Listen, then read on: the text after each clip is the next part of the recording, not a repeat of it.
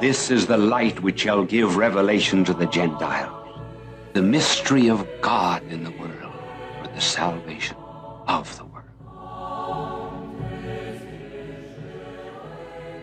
Hey everybody, how's it going? My name is Jordan Pacheco from the Glad Trad Podcast. I hope you guys are doing well, and I have a really exciting show today. Unfortunately, Rudy couldn't be here, so I'm going to do my best. But I have with me Rob and Sam Fatzinger. They are the married couple with 14 children, and what put them on my radar is that they wrote this wonderful book, which I just did a little review on in Trad Reads. Hope to recommend. It's a Catholic guide to spending less and living more. So we're going to have a great show over finances and raising kids and making sure that you don't kill your spouse at the very end of the day. So, so far we haven't. That's good. You know, no one's a clone over there. That's good. The night is short. Yeah. So thank you guys so much for coming on. How's it going? And you guys are in Maryland, correct? Yes. Yeah, we're about a half hour outside of DC in the suburbs. Oh, okay, awesome. Wow, the ancient stomping grounds. I'm in Colorado, so I'm kind of far from you. Yeah. You're probably in a better area. You know, that's what they Southern Colorado or central Southern Colorado where I'm from is better than Denver and Boulder and all these other kind of crazy bits. Question, do they get a lot of snow in Maryland? This is gonna sound so silly from audience in the East. Yeah, not in our area. Okay, gotcha. It's gonna snow here tomorrow, so that's why I ask. Every couple of years we'll get a nice amount. But... Well, if you want any extra, we will totally give it to you.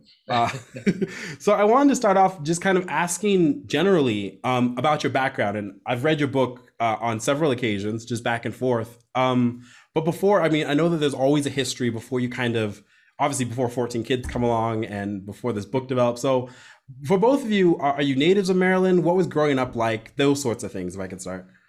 Well, yeah, we live in a town called Bowie, outside of DC, like I mentioned, and we both lived here basically our whole lives. Sam's lived here for 50 plus years. I'm 57. I moved here when I was 2. And so we I'm 53. Yeah, so we've lived in the same town. Our thank you. Makeup. I wear a lot of makeup. Oh no, we'll just fix it in post. I'm just kidding. But yeah, so we've lived in the same, which is actually part of what has helped us in our stories. We've lived in the same town our entire lives, so we know a lot of people. The extrovert next to me in particular knows a lot of people, so we have a good network of friends, community. Amazing parish through our church. Yeah. Yeah. Well, that's good. You know, I think for a lot of us is good. So I'm a Colorado native. I grew up just 15 minutes down the road where I'm currently at in a little town called Elizabeth, like population 2,000 people. And then I went to Los Angeles for 5 years because by trade, I'm a cinematographer and an editor. So I was doing the whole LA circuit, got a job at the Augustine Institute, which is out here. And then before you know it, I'm back home. So I think for a lot of people, having roots is something that we don't even think about. You know, a lot of us tend to be very modular nowadays. It's almost a given that, like, especially in California or even here in Colorado, right? You expect to meet people who don't have family or any sort of roots here. So kind of being able to cultivate not just your own personal life, but the legacy in a sort of the same area is something I think a lot of us have forgotten. So it's really beautiful that, like, from 2 years old, from little, you could just be in the same place and home's always right there. Yeah, it has been a blessing for us. Most of our children live real close by. Oh, good. Actually, all of our kids are in Maryland right now. Oh, all the adult, eight of the kids are out of the house, and they're all within an hour drive or less. A couple right here in town. That's crazy because Maryland's a small state, right? So yeah, it's like small, population, what, 15 people? Is that just all your family? Yeah. Yeah, well, we're 14 of them. Yeah, plus our kids, so we're the whole thing. Where did you guys meet? So Rob is much older than I am, but his sister and brother, his sister's a year older than me and his brother's a year younger than me.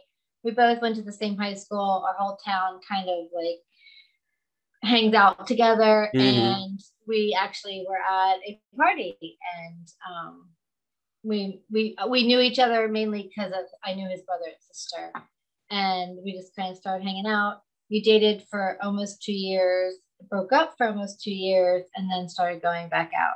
Oh, God. You knew what you wanted.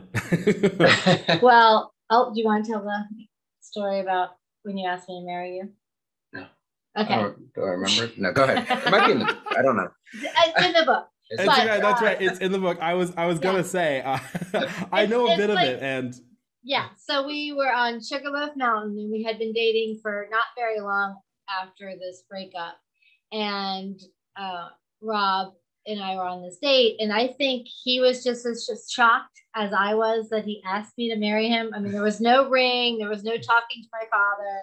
There was just a very high mountain and me looking on the other side. That's all you need. So when Rob, this was about 1988, and Rob said, you know, will you marry me? And I looked so shocked. He kind of like stepped back and said, hey, who else is going to give you 10 kids, a dog, a white picket fence? And, you know, I pondered for a minute and thought, yeah, like, who is going to give me a bunch of kids? Because I always wanted to have lots of kids. I'm the youngest of 9. He's the oldest of 3. And I was like, get rid of the dog, make it 11 kids. And the answer is yes. So actually our hometown, when we had our 11th baby, made a really big deal about it. Front page of the Bowie paper, like they had kid number 11. They do it, and then they lost count. 3 bonus ones. I got some bonus babies. Yeah. That's great. So even from the start, that's such a good thing, especially for our audience here. So from the start, you guys figured if God's call was a big family, that'd be a good option then. Roots in the family. Yes, thy will be done from the moment of planning our wedding. Had no idea what that meant. You know, 1, 10, 9 children. It has always really been, Lord, whatever you want. You know, can you talk a little louder? We can't hear you. But one of the things about our finances not being a stress of our marriage, a lot of people, if you look at the divorce rate, a lot of people get divorced because of financial reasons. And also, we were blessed that, 1, our finances were really never a huge stressor for us. 2, we were always open to life. And I know that Rob agrees with me. We say we had so many other decisions to make as a couple, as parents. It was so much easier to let God be in control of our children, spacing them, how many, when not. We were very blessed that I was always healthy. Just like many Catholic engaged couples, we went to, you know, the NFP training classes with the diocese. We went to engagement encounters. We did all the things. But right before we got married, we both felt like God was calling us to be like, you always wanted to be a mom and you are healthy. Why are you going to, you know, prolong having children if you really want to have a baby? So we were like, okay, Lord, if this is what you want, then our life is in your hands. And we got pregnant on our honeymoon. Hey, Mazel Tov. We thought we were going to, but we didn't. I just want to, for our audience sake, it was like bragging over you, but no. So, but that's good. And I think that what's funny is we talk a lot on our show about marriage and family life, and especially since Rudy, he's been married for about 2-3 years, and I've just been married for under a year. So now, a lot of what we've learned in pre-Cana, a lot of what we've seen with our parents or with other people, we're kind of putting into practice. And so I think it's a really good beauty in culture that we understand, getting married, to be open to God's gifts and children. And, it's funny, a lot of Catholics talk about this, but, there's all this pressure sometimes from society, which is like, oh, well, you want to make sure that at least have 3 years together before you have a kid, travel, all that kind of stuff. There's very, very materialistic approaches to marriage. And even for good Catholics, right? Those aren't contracepting, but those who kind of out of the gate say, okay, well, we want a naturally family plan because we want to have time together, or we want to have a certain financial threshold before. It seems to me like the history of the world has just been what you guys did. It's 2 kids in a hometown. My parents did that. They got married and they started out, against the world and had a family together. And that's real beauty. We also want our story to get out for families who are raising their kids, or for young, even in high school, who are discerning about college. We want people to get financially stable, because that's one of the big reasons why people aren't having children. Mm-hmm. So when Rob when Rob paid off our house, I was just in total shock. This was 12 years ago. We'd been married for about 20 years. I was in shock. And I wanted to like, rent a banner and tell, hi, my name's Sam. My husband paid off our house, but not because I wanted to be like, oh, we're wonderful and you're not, but I wanted people to know that you can be a stay-at-home mom. You can have all these kids on one income and still be able to be financially stable. Not because I thought we were great and I want to be cocky. I just wanted people to know that yes, you can be open to life and live debt free. And so what's happening is we know a lot of people who get married right away and would love to start and have children, but they have college debt and tons of it. And we also know people who have considered the religious life, either going into a convent, being a brother, being a priest, and most seminaries and religious life won't take you if you have tons of debt. Oh, really? So, I mean, that's a huge big deal. Yeah. People don't even think about that. That's amazing. That's something that's so completely true, especially for my generation. I know people who debt's just an assumption, it's a way of life. And I think that when you explain to somebody, it might take some sacrifice, which a lot of people don't want to hear. But you can live a debt-free lifestyle, and you could also have a marriage and children and a home, and it may just take, my dad's phrase is being 2% smarter than the box. The average car payment in America right now is upwards of $500. Average a college student that graduate $30,000-$40,000 in debt, and for teaching or a psych degree or something like that, if you don't change your major 3, 4, 5 times. I'm very fortunate because I have, on one hand, I have both one of the most worthless degrees and one of the most high failure rates jobs, right? I went to film school and I'm a cinematographer. I lucked out because the film school I went to was actually a community college film school. So my education was 2 years and $10,000.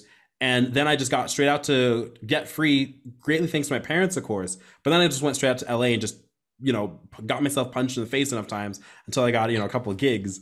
And so, it's possible. So I'm always saying with people, like, there needs to be discernment on what your choice of career is, what your path is.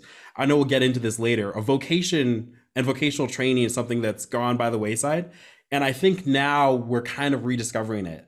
If somebody desires to be a mother and a stay-at-home wife, what sort of choices does that influence? If somebody wants, to have a house and to retire early or something like that, what sort of influence does that mean? So let's get into your story a little bit. So here you guys are, 2 kids married. I know that there's been a lot of different trajectories, but one thing that's featured in the book a lot is this Christian bookstore that you guys had. So Rob, tell me about that a little bit. Like, tell me about this Christian bookstore. What was it called? What books could I get there? Could I get my 62 missal at this bookstore? That's important.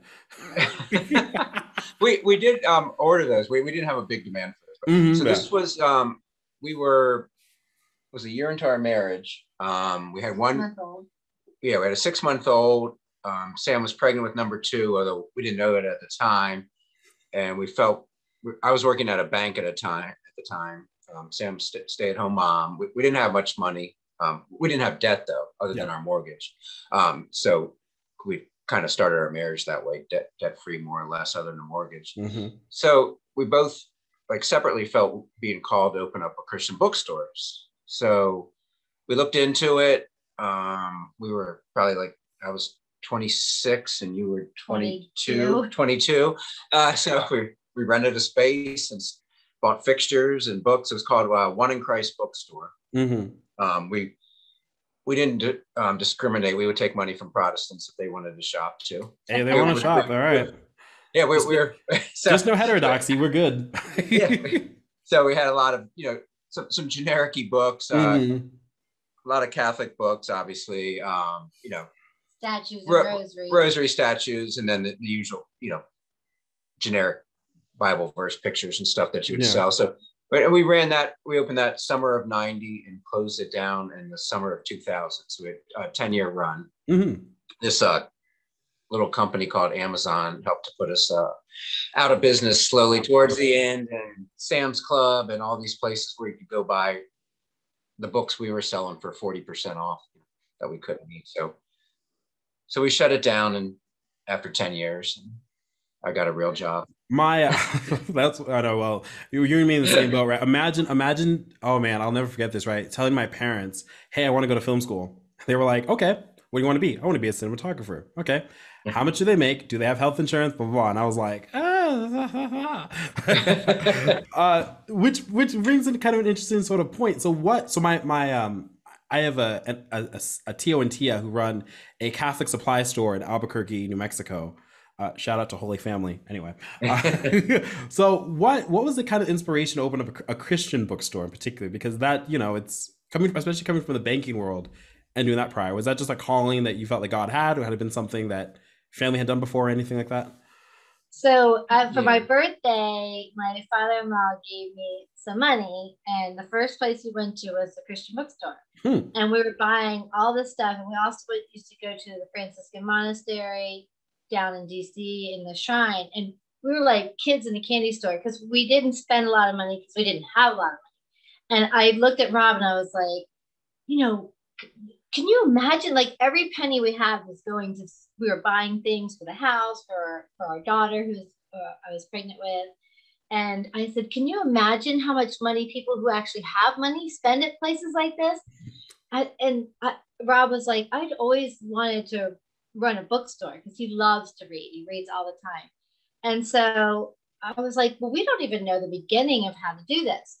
So here I am with a newborn in the car, driving down the road in May, and the radio station had on, someone called in this Christian radio or something, and they said, hey, I want to open up this business. And the guy it might have even been Larry Burkett, an old financial guy. Oh, Larry Burkett, yeah. Christian financial guy. Before Dave Ramsey. He taught Dave Ramsey everything you needed to know. Yeah. So Larry Burkett said, well, just like if you were going to open a Christian bookstore, you would contact CBA, Christian Bookstore Association.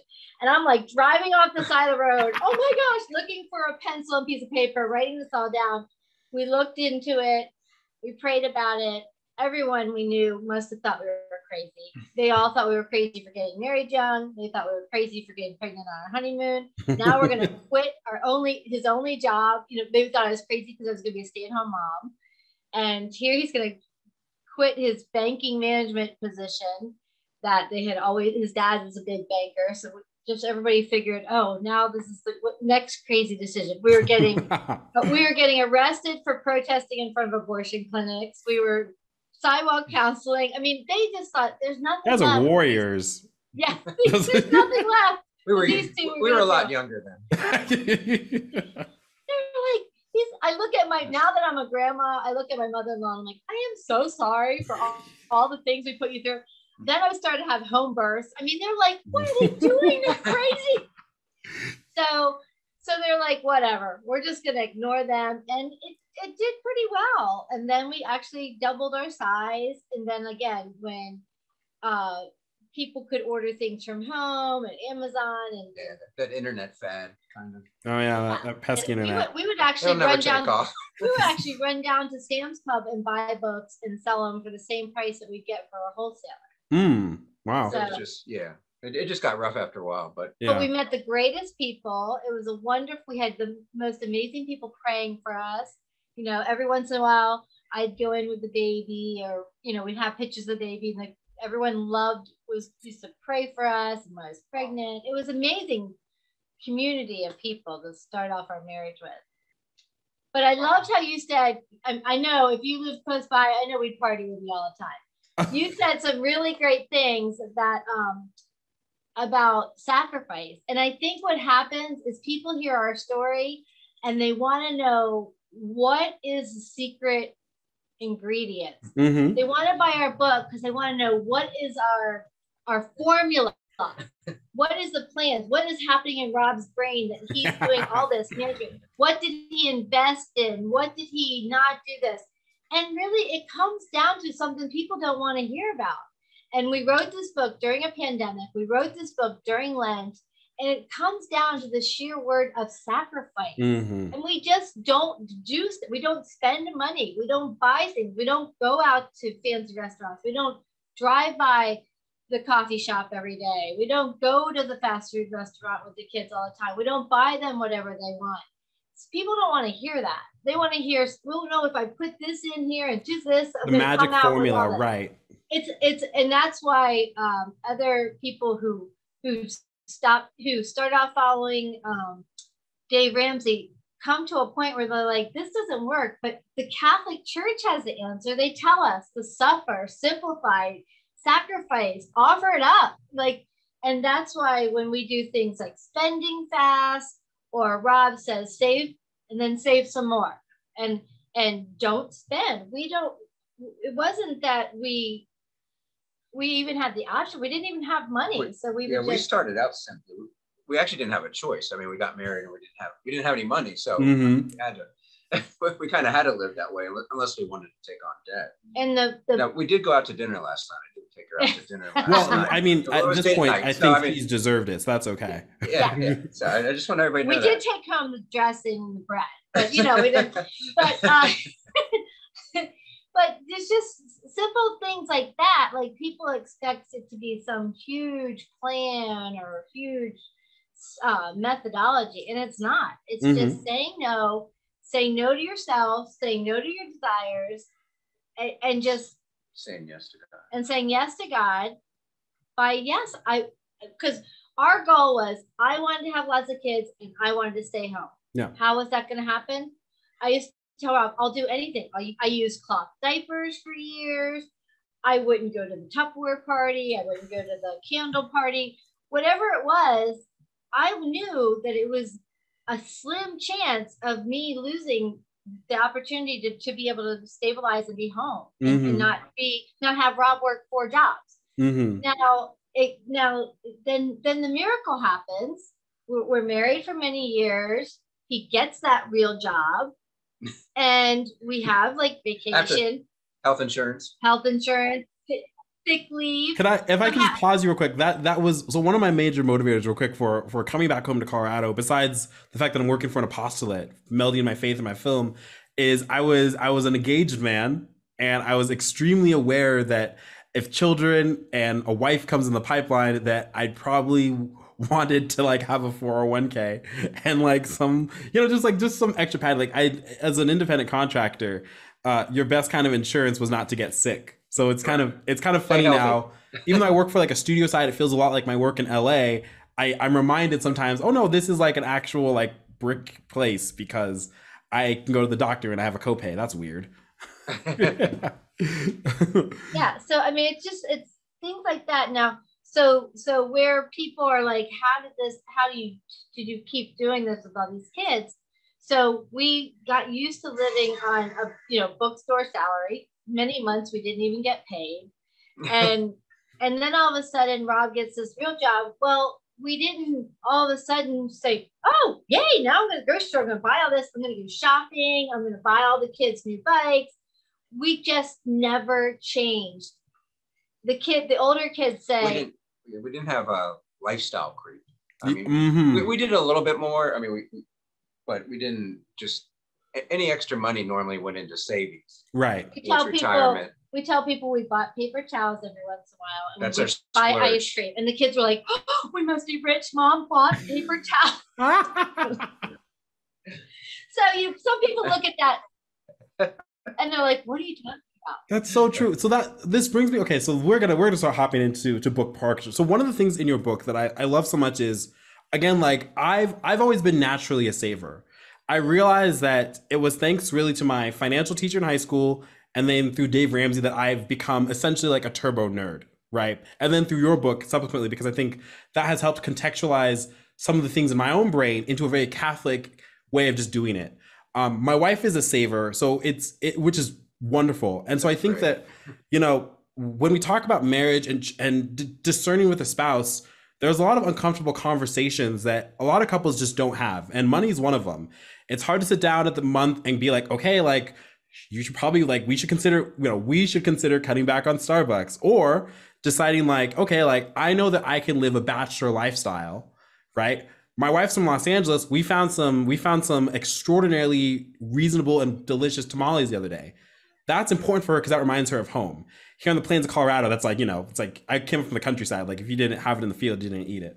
So just walk me through that process. So it seems like both of you guys, is it inherent that you were on similar financial footing? It seems like there wasn't any kind of like big, like in the beginning of your marriage, especially, was there any like of those growing pains? Was it like, okay, like these are just rhythms that we've both kind of adopted anyway? So with money, with finances, no. We tell people we fight about or argue about a lot of stuff, but not money. Yeah, they're called gentlemen's disagreements in my household. Every podcast, every interview, go like, okay, tell us about your financial fights. And we're like, I can tell you about the 7 other fights we had an hour before this podcast happened, but money isn't one of them. Yeah. Again, you saw that. Oh, I love but I love my husband. Really, the book I wanted to write was about marriage and how it is so hard. Part 2, please. Part 2, please. I'm trying. I gotta sell more of these before they'll even talk to me. But I tell people all the time, I'm like, why do old ladies cry at weddings? Because they know what that poor sucker's about to get herself into. This is hard. Marriage is hard. Yes. Get on your knees, pray, sacrifice, fast, do whatever you can, pray for your husband, and don't get off your knees until you die. Because every time I think we're on the same page, we're marriage is wonderful, Satan comes in and says, okay, what can I do to get them in fighting or whatever? But thankfully, when it comes to money, that has been our one easy point. And you know, well, neither of us like to shop. Yeah. Really, I mean. Yeah, that's that me helps. And Jen right there. Yeah. Sam likes thrift stores, but oh my gosh, we have Goodwill dates. Oh, wonderful. Yeah. Thank you. Tell him. I want to give a shout out to my wife. So finding a good, godly Proverb 31 woman, is a wonderful thing. One of the things this is how I knew that Jen really loved me. This is how I knew she at least would stay around. I was out there in Los Angeles driving a 1998 Toyota Corolla that had gotten in an accident. And so like the front was all like, machine parts. I loved that car. It was my high school car. I loved that thing, but it looked rough. She was roughing it. And I remember when Jen, beautiful Los Angeles girl. At that time, she had worked in in a really ritzy restaurant in Los Angeles. So like that was kind of the world that she'd come into. I remember I was okay, I'm just I'm a saver, and also I'd rather spend money if I'm going to spend it on camera gear to get my rate up or something. I would have nightmares where she would criticize my car, but she never did. She never did. Right off the bat, I remember just we would just go on Goodwill dates or something, and I remember early on, because I had just started budgeting. We were going out to a ball game was our date, and I was like, this is gonna be fun. I just want you to know, for the rest of the month, this is how much, this is how much I got. This is I budget, this is what I do. She's like, oh, cool. And I was like, okay, we're gonna get married because I gotta lock that down. And you said something also, that the title of our book, it's Spending Less and Living More. And that's where that's where you have to do it. Mm-hmm. You spent less on your car because you could spend more on your hobby, which would be your future job, on the camera. Right. So we talk to people, all different types of people, young, old. And I say to people, we homeschool, but you might, spend less on your groceries so you can spend more on Catholic education. Mm-hmm. Or we talked to another couple who had 8 kids. They spent less they homeschooled so that they could afford to eat all organic, mm-hmm. which we all know is super expensive. They could buy, all the, the eggs and the meat and all the things. So that was how they balanced it out. So it's all about the give and take, and instead of take. And that's where you get under in more and more debt. Yeah, that is completely true. It's just about trying to figure out what the give and take is. If you really want that fancy vacation, then don't. We know someone who the only reason they started homeschooling their kids was because their minivan broke and they couldn't afford the Catholic school down the street. Mm-hmm. And it was well, we have to have transportation, and they never looked back, and they loved it. They're like, that's how God got us into homeschooling. Yeah. Oh, that's wonderful. And, I think that what's funny is I'm very much one of the subscribers that finances, anything, marriage, anything, these are behavioral things. You can read all the books on pre-Cana, all the books on finances, on all the books on marriage, on home renovation, whatever it is. But ultimately, these speak to our temperaments, and they speak to the disciplines that we have, the virtues and the vices that we cultivate. And so I think that for a lot of people, like, every day we should be learning to die to ourselves, because that'll make it easier for us to die to our spouse. Like, our 8 months into marriage, it's very funny because our gentleman disagreements aren't about money a lot of times too, but it's a lot about learning about dying to each other, which is amazing because you discover that with marriage, like, this is the most important decision you'll make in your life. I mean, you have a partner forever. This will set your policy of your home. This will set if you dread coming to home every night, or if you enjoy, or if your children see mom and dad as a loving couple and see that as a thing to carry on. But here's a funny thing. This is what I've learned. I'd love for the comment, because for me, it wasn't just finding a spouse who I could be affectionate with and love with, but it was finding someone who I could, like, fight with. And what's funny about that is, like, Jen and I are not good fighters alone, and we're not good fighters together, right? I'm a sanguine choleric. My wife is she's a choleric melancholic. And so what's funny is, like, when we have a gentleman's disagreement, my sanguine kicks in first, because I'm like, okay, it's like a movie for me. It's like, if I just say what I want to say in 5 minutes, we can be friends in 5 minutes. It's wonderful. And Jen becomes an alcoholic. Loved you. I know. I'm a choleric sanguine too. There we go. Right. And so that's the thing. It's like, and so my wife, which I love, because her melancholic actually will hit before her choleric. So what happened is, like, she'll think about it a lot more, which drives my sanguineness wild. And so just like, just with our finances, like, learning if someone is a saver, if they're a spender, if they like to say, what are they saving for, right? Your book is wonderful because it's a lot about intentionality. And I think for a lot of people, whether they're paycheck to paycheck or they're natural savers or they just have abundance, whatever it is, it's just spinning the wheels because there's no intentionality behind the why of what you're doing. Do you want to be a stay-at-home wife and mother? Do you want to send your kids to a ritzy Catholic school? Do you want to eat organic? Do you want to have more money to spend on a rifle or on Starbucks or whatever? And so I love, in your book, you guys have a journal, the SLAM journal, right? The Spend Less, oh dear. Achieve More. Thank you, Achieve More. That was the name of my last episode title. Sorry, I promise I read these things. And I love it because the opening of it is like, what is your financial goals? And to set that forth, not just like your individual, but also with your spouse too, which gets you on the same page, or at least understands where you guys are coming from. Well, you definitely started your marriage off right. And we have, Rob jokes about it, but there's also a priest who, when he gives the homily at weddings, he says to the groom, and Rob says, I wore black on the darkest day of my life, the day we got married, because you're dying to yourself. Mm-hmm. You wear black on your funeral, or you wear black to weddings. But this priest tells the man, you're here in black and you are here to die. Die to yourself every single day for the rest of your married life. And who wants to hear that at a wedding? Everyone's flowers and little flower girls and everything. And it gets the groom shaken in his knees, but it gets the congregation, whose job is to pray for that couple, to realize that that's how, and that's where that book on marriage comes. That is if it wasn't for the sacrament, we would either have murdered each other or run as far as we can.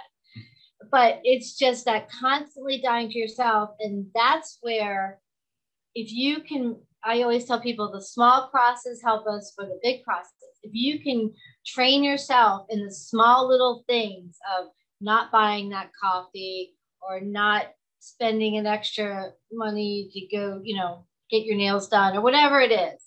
If you do not have that money, if you have that money, great, go get your nails done, take a friend with you. But if you don't have that money, that's where I'm like, take those small sacrifices, offer it up, learn to callous yourself against that want. I have told the kids since they were little, and the proof is in the pudding, because our older kids are all very financially stable. And that's kind of how this book came about. Somebody in the Washington Post read an article about how our 5 older kids were graduating from college debt free. And they were like, that can't be possible in the Washington, D.C. area. And so it was through that, but it's because we taught them when they were little No, you can't have that. If you want that, save for it. How are you going to save for it? When that lady calls and says, hey, I need someone to shovel my driveway, you run down there and you do it. Hey, I need a babysitter. You run over and you do it. Like, it's just learning to save at a younger age. And then when they're older, then they learn the value of $1. They learn, no, even though I want to get this new pair of shoes, no, because I'm going to have to buy my own cell phone because my mom is super mean, or I'm going to have to buy my own car, or I have to pay for my own college.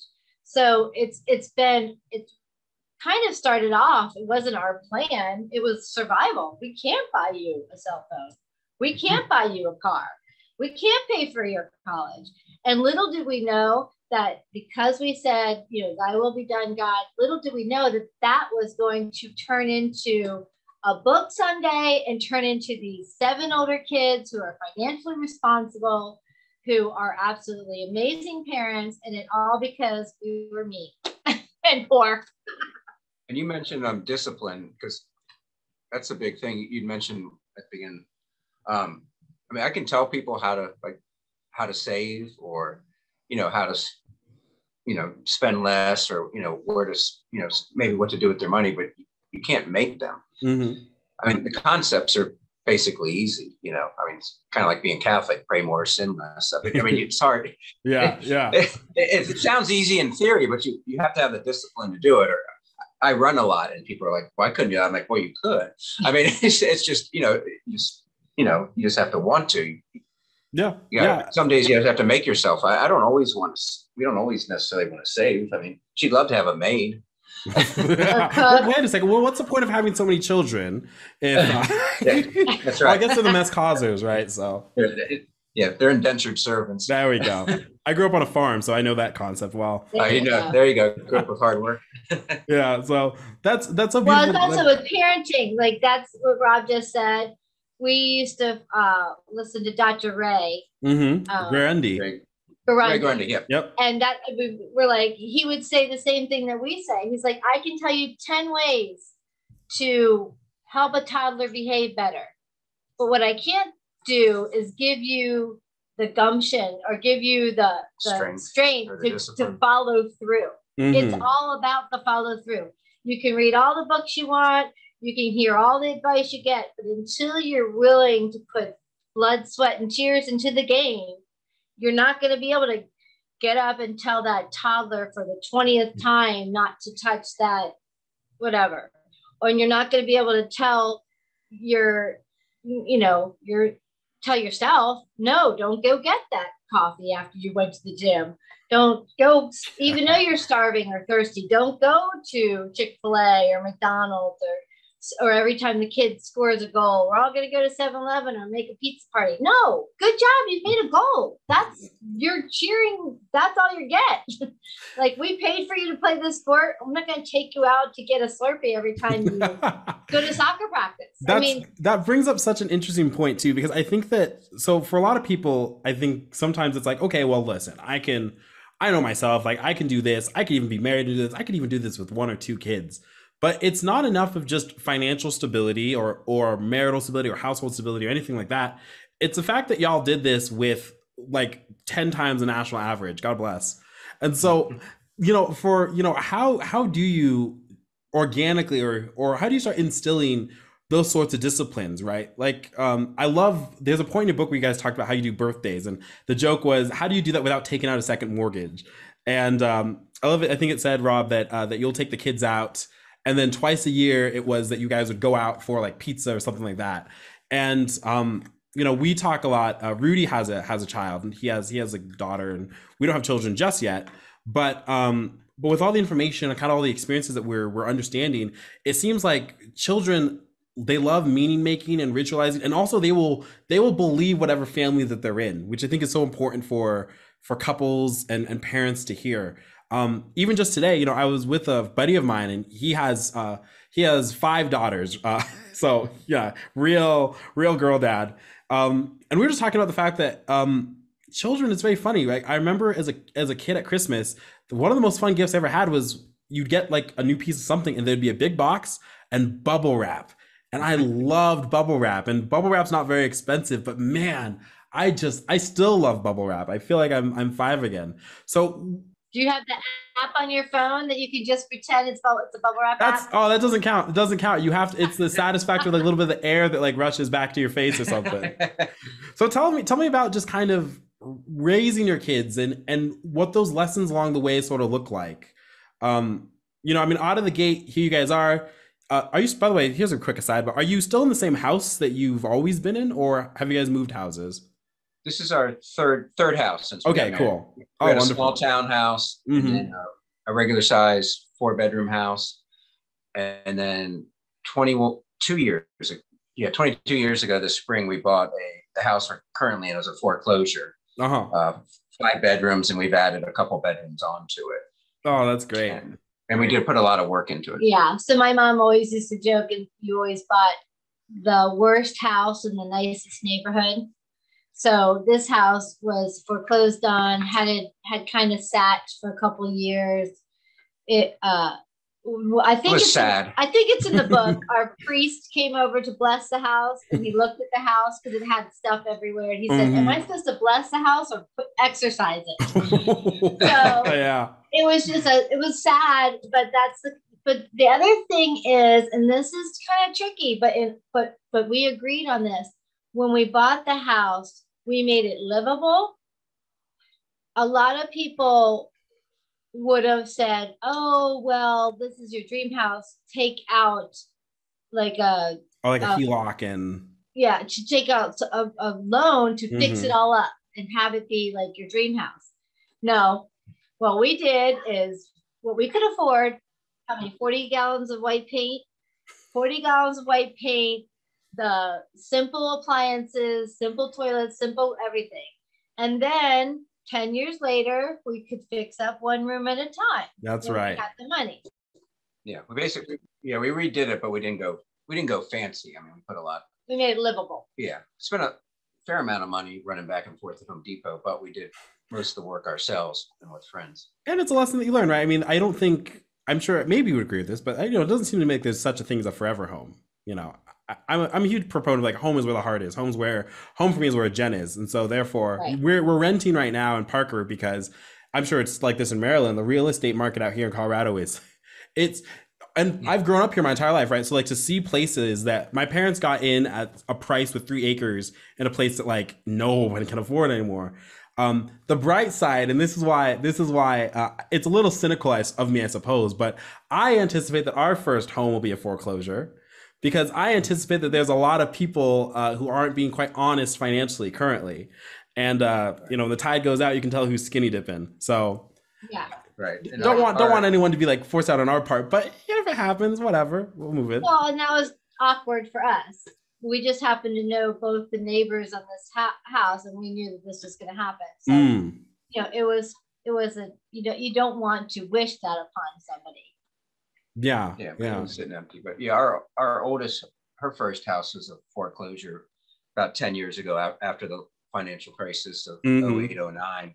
She got married a year or two after that, and there was tons of foreclosures here in town. So she was able to get a house at a great price. Yeah. Which is now probably tripled in value because, like you said, the houses have just gone crazy the last couple of years. The prices, it's ridiculous what they are. I think it's a good talk about sacrifice, but I think for me, like I grew up where it very much was there were a couple of not lies per se, but just a couple of things I had to unlearn.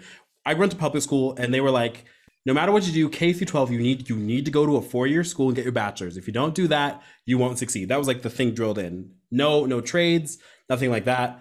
I went to a community college, and so it was, and also film school, obviously, but just having a route at that point, online school is becoming more prominent. I'm very hopeful because I think that if there's a good thing from the whole of this pandemic, I think that people have realized what the value of education actually is and how to kind of beat and cheat the system, so to speak. And I think this also goes for home ownership. Like I grew up on 3 acres, grew up on a little farm, would love to be a homeowner. I know that that's in the works. It's just not the time right now. Like I'm looking at houses that I'm like, I know what your value is. I was just here a little bit ago and I'm willing to wait just a little bit. It's not like, oh, well, by renting, you're just throwing away your money. It's like, no, I'm just biding my time. Like, I don't want to get into something 2 times over its value. Being prudent. Yeah, you're being prudent. And you guys bought in the 80s when it started, right? So that meant that it was lower principal but higher interest rates. Right. Yeah. We got married in 89 and I bought a townhouse right before we got married. And the house was inexpensive. It was maybe $83,000. Oh, don't make me cry. But the interest rate on the mortgage, which I was working at a bank at the time, and I was actually happy to get because they were slowly coming down by then. But our rate was 10%. They had been 15, 16% in the mid to late 80s when I first started working at a bank. And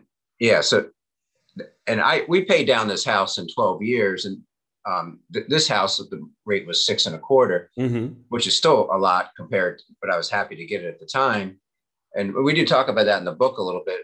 My older kids, I tell them, well, it's up to you if you want to pay more on I paid mine down quickly because I wanted to get rid of it, but the rates are insanely low right now. It's right. At 3%, you may not want to pay it down. You may want to save money and invest and do something else with it because it's almost free money. Yeah. But, so I can't wait for us to be the opportunity. The first year of marriage has brought on other things like teeth repairs and Honda Civics and that sort of thing. So you don't still have the car with the smashed up? Do you still have the Oh no! Okay, so let me tell you the story. I appreciate you asking because I loved this thing. Its name was 1998 Toyota Corolla with a carbon fiber hood. I drove that thing with me to Los Angeles. It was my companion for almost those 5 years. And then I remember I came home for Thanksgiving and I was like, I need like a compact SUV. I need something that can haul some gear. I can't it's hard to Tetrising in a little car like that is fun, but I have real camera gear now.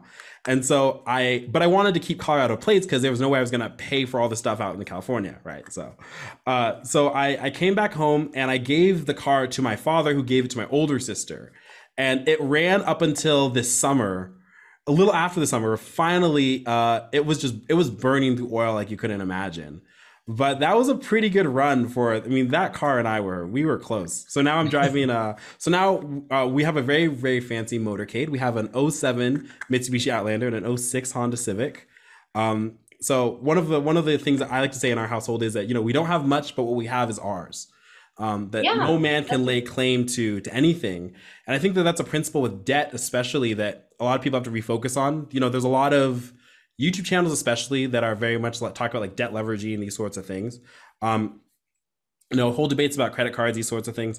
I think that I've always found the principle, the idea is, at the end of the day, who owns you? Who owns you?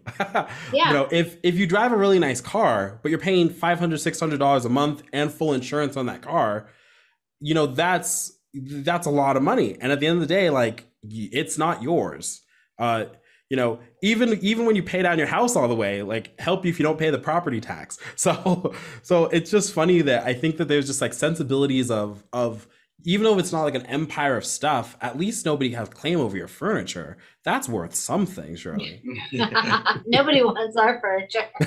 Well, I love my wife so much. So I want to move on, but it's just such a funny story. But we were headhunters for moving into this place. So we were on Craigslist, Facebook Marketplace, OfferUp. There is so much good furniture. People are just giving away because it's big, right? And so we have, we got the king size set and everything for $50. Or we have a beautiful furniture set out in the living room of our nice small little apartment that we got for $200, everything. It was just people kind of scratched their heads because I wanted to be looked at we're kind of the crazy couple you guys were, I want people you're to saying think, all the right things. I just want people to say I love when people say that things can't be done. I'm sure you guys do, because it's almost like a challenge. You can't homeschool 14 kids, stay at home wife, have a single income, own a house, pay off the house early, not have a car note. It's just incredible. Well, I also love how you talked about community college, because that's one of our secrets. That's it's not in the book, but there's 3 appendixes that they cut out of the book and made free chapters on the website that people can download. But one of them is on how we do college with all the kids. And number 9 is actually number 8. Number 8 will graduate in May, and number 9 is in her second year. But all 9 kids went to community college for 2 years first. Yeah. Then they transferred to a 4-year school and did a couple more years there to finish up their degree. But the community college, we I mean, it's a lot cheaper. And actually, and you can get almost around here, at least you can get a lot of aid and scholarship, free money. So it can be free or close to free. And a lot of their friends at these 4-year schools come home at summer and take classes at the community college and say that they're better teachers there than they are at the 4-year schools. Right. Well, we've seen it's amazing because I think that when I was still in school, and that wasn't that long ago, I graduated high school in 2013, but I feel like community college I'm sure it's still there's a stigma, you know, and online school had just kind of really started to come into its heyday. So I feel like if you kind of were one of those kids who wanted to just get out into the workforce or go into the trades or go the community college route, it was like, oh, that's weird. Like, just like again, like growing up, I'm very fortunate because it wasn't quite instilled in me not to take on student debt per se, and I didn't. That's just how the cards laid out, and I realized that a lot of organic financial sensibilities my parents put upon me helped kind of shape me into the turbo nerd that I became. So, which brings me to a good thing. So it's like, you know, with vocation, I think that that's kind of at the heart of so many of our own decisions. You know, marriage is a vocation, the priesthood is a vocation, what jobs, what fields we go into, and how we jump them, how we flip them. So for your children, was there ever a talk where it was like, Mom, Dad, I want to go to college. How do I do so? Or I'm not quite sure what I want to do. Would you be like, okay, I'll work for a year or do this for a year? Or what were those kind of routes? What were those kind of conversations look like? Well, I guess it started with our first one.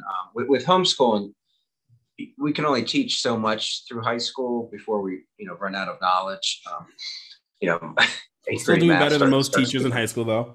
Yeah. So she was a hard worker and has a February birthday. So anyway, she finished her high school.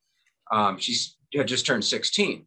So I'm like, well, I'm not sending my 16-year-old daughter off to a 4-year college to live in a dorm with guys. I mean, come on. So we looked into the community college. We have a really good one about 20 minutes away. She got all the financial aid for everything. We're like, here, just go there for 2 years. She knew what she wanted for her major, and because she's the oldest and she's a girl, so she had it all mapped out. Yeah, and in Maryland, at least, the community colleges their computer systems all hooked into the 4-year colleges in Maryland. So if you know basically what you want to major in, they'll make sure when you're there at community college for 2 years that everything will transfer. Oh, that's good. You'll be on your path. So she got a social work degree, so they could tell her, here's what you need to take for the next 2 years while you're with us. Don't take this English, take this one. Don't take that math. Gotcha. So it's a pathway. Yeah. Wonderful. So she never wasted any money, any time, and it rolled right into the state school. And she was lucky. We had, 10 kids at the time and had an okay job, but not a great job. Our tax returns would probably make some people cry, taxable income. And, but it got her, she went to community college for free for 2 years. Oh, wow. She got financial aid and grants and scholarships. And so, 2 years knocked out for free. And then again, that wasn't the case for all the kids, because I know our 3rd and 4th child, that was during, the money was tight and people were actually going to community college because people were losing jobs or unsure of the stability of the economy. And so they didn't get as much financial aid, but, they made it through. But even if you have to pay for community college, it's not outrageous. No, I mean, again, like each of my semesters, and I graduated a little early, or at least I had less classes than my last one, but it was like $2,500 a semester. And so I worked while I was at school, and then my parents paid for a lot of it. Thank God. I'm very, very grateful to them. But again, it was like, and what for me was so interesting is that film in particular is a trade, really. If I had been born and lived out in Los Angeles, I think I would have just started being on set at like 16 and probably would have taken some classes on camera work or something. But YouTube Academy can teach you everything nowadays. So, so what's funny is that when I got out there, my very first job was a UCLA student film, an extension film, essentially. So I was like, okay, well, here I am, like just 20 years old. What do these guys know from 4 years at like a prestigious film school that I don't know?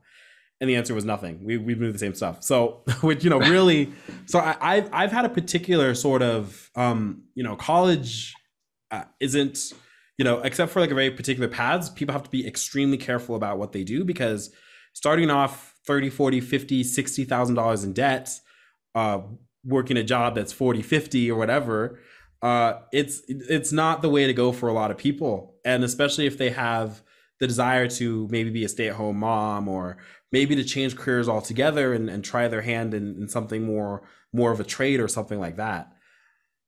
Yeah, and all of our kids have gone on to four-year schools, but we told them just go to community college for 2 years. If you want to go, if that's all you want to do, fine. If you'd rather go to trade school or be an apprentice or do something like that, that's fine too. We want them to go to trade school. We need a plumber and a mechanic and electrician. They make so much. So I've been learning as a new paterfamilias, so this Pacheco outpost. I've been learning more and more about mechanical work, because I'm like, man, if I just opened up like an oil change shop, I'd make so much. I'm just gonna do that where I work. I'm just gonna open up like a little stand, and people can just like drive through, and I'll do it for them. But I'm like, man, it's like, if you learn these things. My second son, he's a focused missionary. Oh, yeah. And he makes side money fixing the bikes at the college. That's good. They're all like, he gets bikes used or out of the trash, fixes them up and flips them. And so it's the same thing. If I'm just going to set up this little shop, he did it for a ministry fair. It was just a way to meet students. Bring your bike. I'll give you a free tune-up. We'll meet the students, tell them about the activities at the Catholic Student Center. Mm-hmm. And in the meantime, he was getting all the other people on the campus like, hey, can I bring my bike to you? Or, hey, I need a bike. So he's like, there was no money to be made that day, but all the people who wanted him to fix up or buy a bike, it was a good for him. But he's like, that could totally be my side business. Oh, well, everyone needs one nowadays.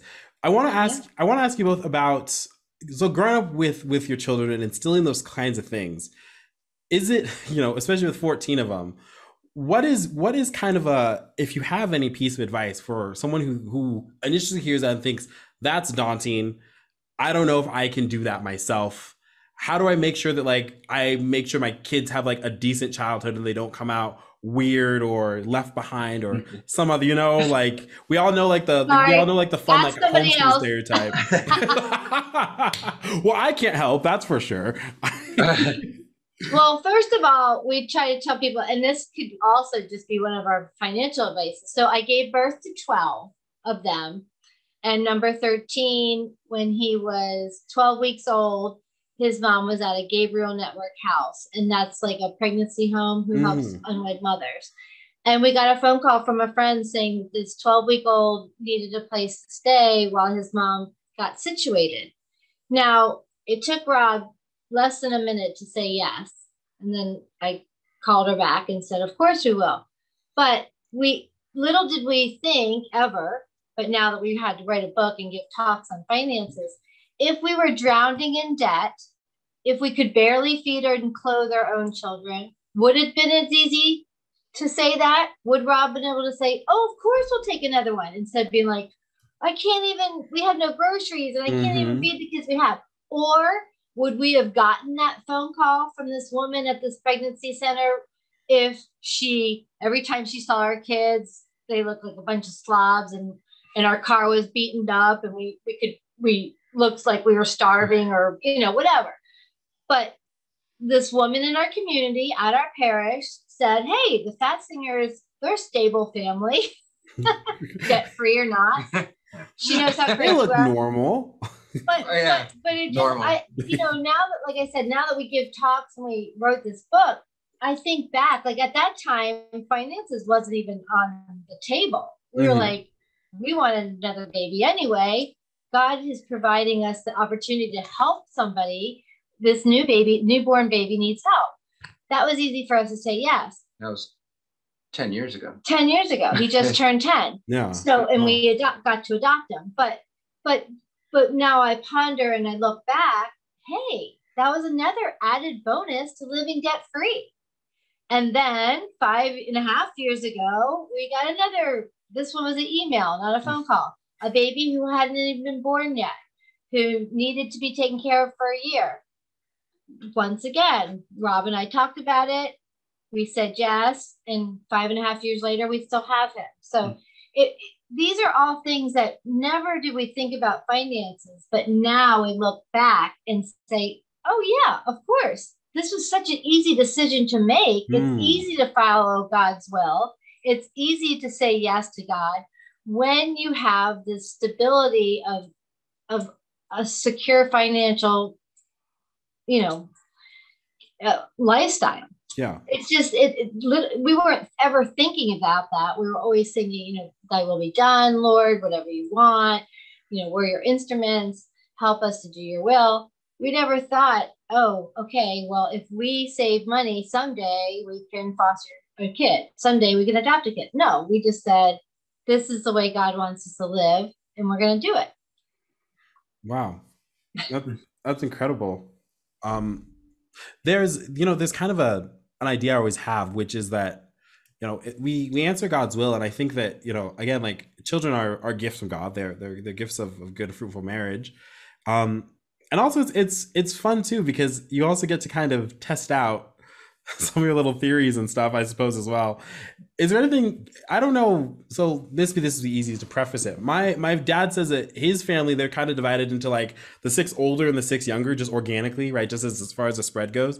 So is there any kind of, from like your older kids kind of moving down, was it all pretty like, okay, like I think that this not like adjusting majorly, but just little tips and tricks along the way, right? That are like, okay, well, maybe like now we're in this kind of situation now. So, in the book, you talk about like going to the grocery store and like the discount meat, which is what we've been doing because we're fighting this inflation tooth and claw over here. Just kind of like those tips that trickle down, anything like that. The difference between our olders and our youngers. Now we have 10 grandchildren. Yeah. And so Rob and I are extremely proud of our kids. Like they are amazing parents. I'm so grateful. So initially our prayer was 2 years ago, if our second 7 kids can turn out half as good as the first 7 kids, we're in good shape. That's right. Because we were like this. The last 7 are driving us crazy, and we're older, and we're still chasing around a 5-year-old. And we're like, this is crazy. This is tough. But by the grace of God, 2 years later, the 20-year-old who was driving us crazy as an 18-year-old is now an amazing 20-year-old. And we kind of always told the older kids, like, we need your help. We need your help balancing out social media, all the things that, younger kids don't do Facebook anymore. They barely do Instagram anymore. Like, help us navigate TikTok, Snapchat, like all those things. And so our older kids are now helping us parent the younger kids, and the younger kids will call the older kids for advice or suggestions, or mom's driving me crazy. We have 2 of our older children are social workers. Mm-hmm. And so our younger kids call them. They're like, you know what? We don't have it so bad. Like, you should see the kids I see, or the ones who are social workers are seeing how bad these kids are from all the social media, like anxiety, right, stress, and all those. So when our kids call them like, Mom took my phone away, and they're saying, good, you shouldn't have that phone anyway. And our younger kids are learning from the older kids things like our oldest daughter owns 4 houses. And she lives, and our second son owns 2 houses. And our third son's a doctor. And, they're learning that even going to a community college, state school. Mm-hmm. Like, we would love to be able to afford to send them to these great, wonderful Catholic universities. But they learn to find the Catholic Student Center, to find the Focus Ministry, to band yourself together with other good Catholic students, because we don't have, or you don't have, all the money to, pay to go to some of these places. Now, we know some great Catholic families who have found ways to get loans and do things and go to those great things. And that's wonderful. But for us, our system so far has been working. The other things that the younger kids learn from the older kids are like used cars. And okay, every boy wants like, the red Mercedes or the red Mustang. Well, they get the 98 Corolla. Right. Yeah, they will. They'll love it too. Yeah. But they do. But then they realize that, okay, well, I'm a boy, so my insurance is going to be up here. Yep, and it the is. car's red, so my insurance is going to be even more. And it's a brand new sports car, so my insurance is going to be this, but my brother's paying $120 a month for the Corolla. Mm-hmm. So it's fun to dream and wish, but do you realize what the insurance is every month for a red? Our joke is our 18-year-old, which just headed out, but she has an '02 Corolla. Rolled windows. It's got the roll, with the rolled windows. Oh yeah, that's what my '98 was, electric. So tell her to catch up. Oh, you were living large. I loved that. Oh my gosh, no, that thing had a custom muffler on it when my dad first got it, I should say. And it was loud. So of course I felt so cool as a teenager. And then one day, I swear, I turned 17 and I was at a stoplight here in town. And I remember saying I couldn't hear myself think, which clearly shows the frontal lobe had finally started developing. And I was like, I got to get this thing. I got to go back to normal. And 17-year-olds can't think anyway. So it was probably better. You couldn't hear what was happening. Retroactively, just casually, I've been, like how memories will pop up on Facebook. It's harder for me, right? Because I'm only 26, so it'll be like, oh, 10 years ago you said this, and I'm like, that's the dumbest thing you've ever said, Jordan. I was like, you didn't know anything. What do you mean? Like, you read 1984 once and you think you're a genius. Hey, that book is prophetic right now. Oh my gosh, don't get me started. I know, my son's like, I need to reread that book. It's completely true, and what's funny is I love, especially obviously the used car game is a scrappy one right now, but I've always found again, growing up, and my parents were frugal people. I think we grew up on a farm, and we did a lot of chores and a lot of things together, and I remember there was things that for other people, they hear the word, they might cringe a little bit, like budget, right? Oh, well, budget implies poor or poverty. It's like, no, we went to Goodwill because that was just the thing you did. And I remember, I'll never forget this, but one of the most impactful, I guess, financial experiences I've realized only in retrospect is I went to Goodwill when I was probably in late middle school, like 8th grade with my parents. And there was an American Eagle collar shirt that I really liked, right? But I found later, I think I went to the mall or whatever, and I saw pretty much the same shirt. And I went, so the clothes here are the same as the clothes here. It's good. Doesn't have any stains. Doesn't have any holes. We all know the trick of Goodwill shopping, right? You got to make sure it doesn't have holes and doesn't have burns and all that kind of stuff. It's a wonderful game out here in Parker. But I was like, okay, and that means that people are paying a lot of money to look the exact same. That's a hack. Now, really, my older sister, she's become one of those coupon ladies. And it's much cooler to look at now because you can just do it on your phone, all cool and subtle. But she sent a picture the Safeway out here. That's our Kroger. They or I don't know, what do they have in Maryland? What's like the grocery store? Nice. Okay, gotcha. Okay, cool. Hey, we're kindred spirits. They don't have those in California, so I gotta ask. But she was like, it was like bread, sauce, meatballs, and something else, like a $5 deal. And so she texted me and my other two siblings, and we're like, how much do you think I got this for? And we were like, when someone asks that, you're like, oh, I don't know how much. And she told us, and I was like, I've been doing this wrong, and I thought I was doing okay. So just like these things that you pick up, and it's exciting because I think that for a lot of people now, frugal living and simple living and sacrificial intentional living, these aren't derogatory, bad sorts of things. It's really inspiring to me when I see somebody who has a good head on their shoulders. And yeah, they're driving a 98 Corolla, or they're living in a foreclosed town, the cheapest townhome in the nicest part of town or something like that. But you can see this look in the eye. I think people are just happier when materials don't govern them, and when children and family life and prayer life are instead the things that dwell in their soul. And a lot of it is Rob just retired. Hey, and congratulations.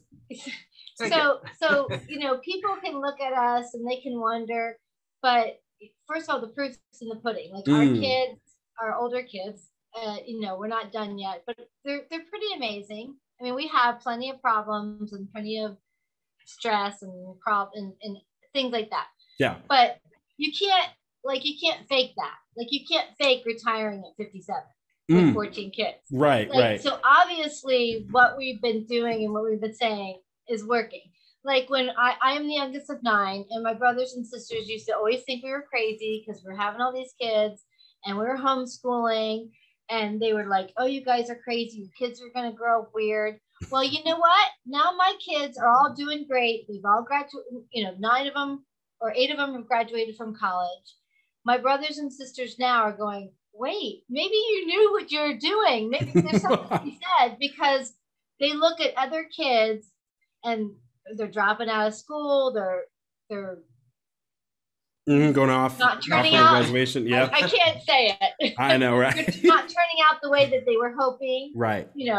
Divorce and unwed pregnancies and drugs and all the things. So they're like, wait, maybe Sam and Rob knew what they were doing when they weren't letting their kids play those video games, when they weren't sending their kids to the public school, when they weren't letting their kids, go to these places or have, Xboxes or all the things.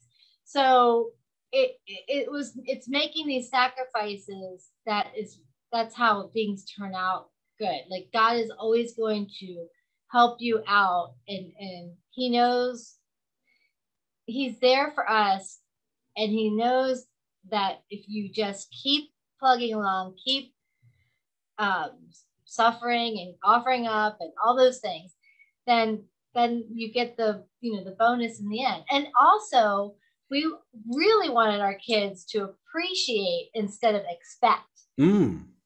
Like appreciate that ice cream cone instead of expect that ice cream cone. We're going to the beach. Can we get ice cream? Can we get ice? No. It's too expensive, whatever. But then at the end of our beach trip, or grandma takes you out for ice cream, you are like, thank you so much. Right. Great. Instead of being like, I only got 1 scoop and they didn't give me the sprinkles I wanted, So this and trust me, our kids act like spoiled brats sometimes too. But but when the kids learn that they can't have everything they want when they want it, then you grow up with appreciative kids, grateful kids, thankful kids, instead of ones that are entitled. And the other thing, 4 of our children are married. Little did we know that all this child rearing, we were going to raise these amazing spouses. Our kids are so, what is the word? Easygoing. Low maintenance. Low maintenance. I mean, who doesn't want to marry a person who's low maintenance? Oh my gosh. Who's not going to be like, I want the fancy ring, and I want a fancy vacation, and I want the fancy car. My kids are like, thank you so much. I appreciate you. This is great. Thank you. I love this house. I love where we live. I'm so proud of our married kids, and I know that they have marriage struggles just like everybody, but I'm like, thank God I didn't raise spoiled brats. That's, and at the end of the day, that's something that's, we see that it's easy to, right? It's easy to do a couple things nowadays. It's easy to allow the TV or allow the phone or whatever to govern, to be essentially the babysitter of children. And it's easy to take the coward's way out with kids. You don't want to let the inmates run the asylum. And so what's funny is, I remember there was a summer, I was probably like 10 or 11, and my dad was like, we're going to rent a wood chipper for the summer, and we need to stock up our wood pile. And I'm the eldest son, right? So you imagine who the chore fell to. And it's summer, so of course I want to go out and do all this stuff. It wasn't terribly grueling, but I didn't realize it. But even that little experience has stayed with me forever. It's helped cultivate my work ethic and helped me understand. I was like, okay, there's a lot of things that just happened. I just had a real bonding experience with my father, one of the first experiences I can really recognize is me becoming a young man, under his tutelage. Like I realized that. And now I also have gained a skill that's going to help me. And now I've learned an outlet. And so when I have children, I hope, I want to have at least 10 acres, but I'll settle on one for starters. I remember I grew up on an alpaca farm, so we had alpacas, and so yeah, it's one day in the 90s, my mom asked that of my dad, and then they happened. We also raised sheep, and I raised a pig and chickens and ducks. It was a real, my parents were gentlemen farmers. It wasn't like the mainstay, but it was a good life. That's great to raise children in that. And you got to play with a wood chipper. Don't even get me started. Like, you ever handled an axe? People come to our house and like, do you know there's an axe out in your backyard? I'm like, yeah. Like, what is that weird? I don't. We have 9 sons. I can tell that I'm becoming more like my parents because I've been sitting here in this little apartment complex and I'm just like, what if I just put a couple chickens out in the little back patio? That'd be okay, right? Surely maybe a goat. I don't know. We'll see what happens. I could build a chicken roost out here, right? They don't make much. My neighbors make more noise than chickens do. No one would even notice them. So I would love. Oh my gosh, there's so much to cover still, but this just means you're going to have to come back on. I'm so appreciative. Love it. I'm so appreciative for you guys to take your time out. My last question, I suppose I have for you guys is if there's just one best piece of advice you've ever heard. I don't care if it's finances, marriage, keep the rugrats locked in the cages. What is like a takeaway piece that you just wish that particularly more Catholics could kind of get out of whatever their vocations call them to? You go first. Other than the obvious, I guess, pray. I tell people, anything, just, pray about it. We've been asked this, kind of questions like this before, number one piece of advice, but pray about your decisions, and especially, anything. I mean, marriage, spouse, future spouse, if you're single, pray for your future spouse right now. Yeah. Sam's good about doing that. As soon as she gets a positive pregnancy test, she starts praying for the baby's future vocation and spouse. Once she finds out. And we're like 5 for 5. Yeah. with the we got 4 married and 1 almost engaged, and all the ones that they've asked are really great spouses. Good. And my advice is kind of weird, but I have seen, when we were first married, I fell in love with the saints, in the sense that as a young mom and a young bride, we were in the same situation. Do I read the marriage books or the baby books? Because I got pregnant on my honeymoon. Mm-hmm. So what I did was I fell in love, and I had this constant relationship with God and the saints. So when Rob drove me crazy, I'd ask St. Joseph, and I'd ask, Our Lady and St. Rita and all the saints who are married, help me to be a good wife, help me, keep my mouth shut, help me be a good mom. So really constantly calling on the communion of saints, because I say, you are all up there having a party, and I'm stuck down here changing diapers, doing dishes, trying to be nice to my husband, all these things. So I really that. And then you can never fast or sacrifice enough for your family and your spouse. And that's going to mean something different for everybody. When you're pregnant and nursing, that's enough fasting. But as a young mom, again, saying no to that fancy coffee, saying no to the sugar in your tea or whatever it is. I don't know if you're familiar with the Exodus 90 and all those things. Mm-hmm. We did that before we got married. Somehow, then COVID hit and we stopped. Yeah, literally, I think my son is not in jail because I took cold showers. Literally, I can tell you that is the hardest thing to do for anybody. And if I can do that for a specific intention, or if I can fast for a day for my husband, for my nephew, for my godson, for my son, that's where it's at. That is where the fruit comes. And people want to know how we turned out with such great kids. And I say, 1, we're mean. We are. We say no all the time. Oh, isn't it wonderful too to say no to children? I have a nephew, and I just get such a kick out of it. I don't know. I am just kidding, but I'm old now, and I got. Well, she's got the grandkids now, so you can say yes. Right. That's what grandkids are for. Right. 9 boys, 5 girls, but 9 boys, and those last 4 are boys, and they're killing us. And so I get on my knees, I beg God, I fast for them, I do the cold showers. I mean, it's almost embarrassing, but people are like, you know, how did you get your son to find such a great, you know, spouse? I'm like, cold showers. How'd you get Rob to do cold showers? You know, like, find your thing, whether it's fasting from your phone or fasting from food or fasting from TV or whatever it is. Find what really works for you and offer it up. So that's like, if I could tell someone one piece of advice, I'd say find something you love and give it up for your spouse. That's beautiful. What is the best place to find your book and where everything else is going on? Again, for my audience, I'll put a link in the description, of course, and to any social media, whatever you guys want.